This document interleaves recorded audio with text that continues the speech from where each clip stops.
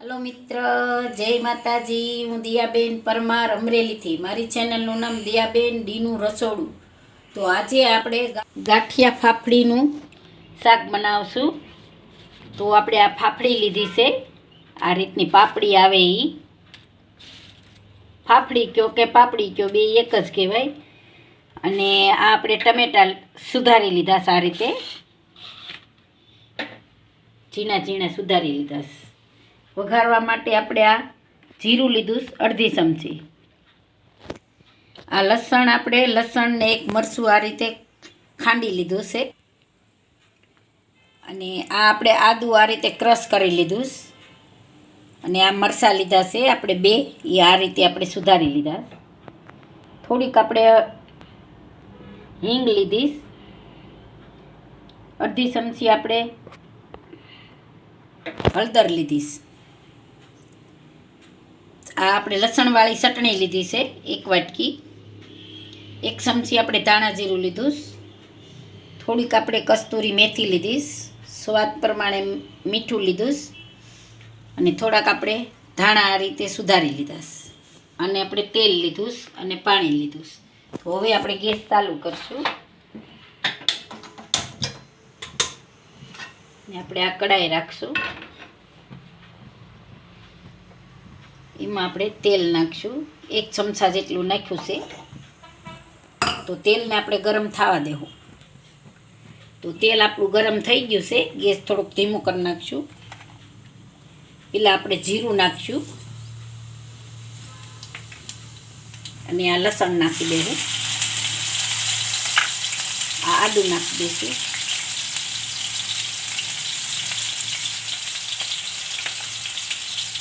આ મરચાં નાખી દેવું અને આ હિંગ નાખી દઈશું.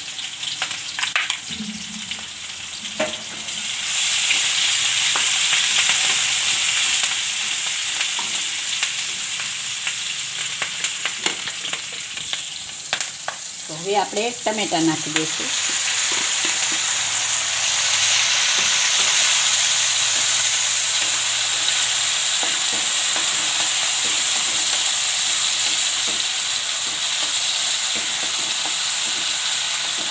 તો ટમેટાને આપણે સળવા દઈશું. તો હવે આપણે હળદર નાખી દઈશું. ધાણા જીરું નાખી દઈશું.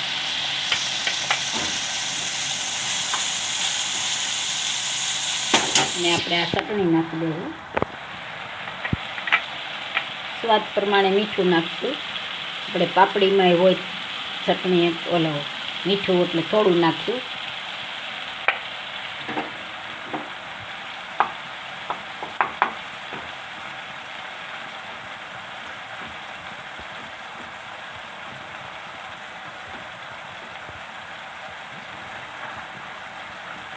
આ બધું મિક્સ કરી લેવું આપણે.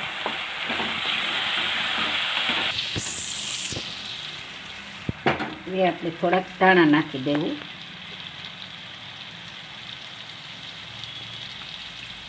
ને આપણે કસ્તુરી મેથી છે એ નાખી દે.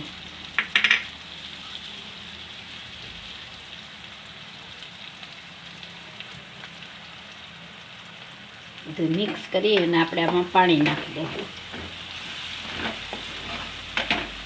હવે આપણે પાણી નાખશું.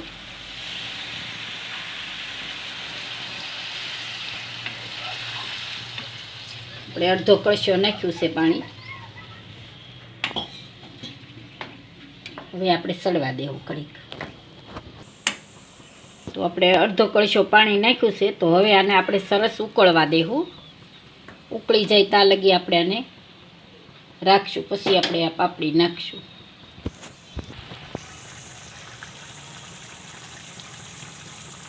તો આપણે આ ઉકળી ગયું છે આપણું શાક. એકદમ સરસ ઉકળી ગયું.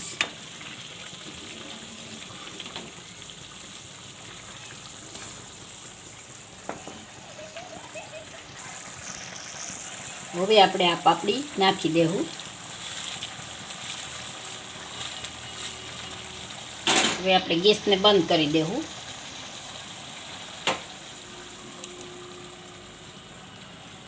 એકદમ સરસ હલાવી લઈશું આપણે.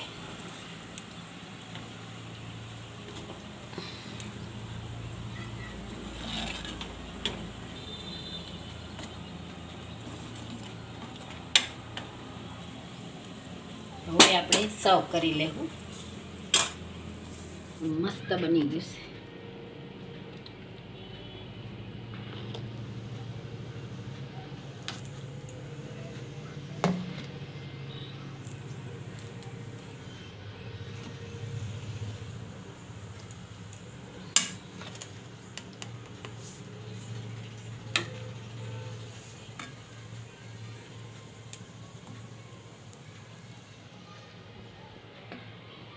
રસો પી જાય આપણે પાપડી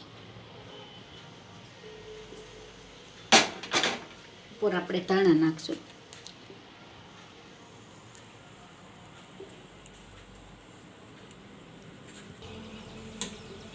તો તૈયાર છે આપણું ફાફડી ગાંઠિયાનું શાક. જો મારી રેસીપી પસંદ આવે તો લાઈક કરજો, શેર કરજો અને સબસ્ક્રાઈબ કરજો.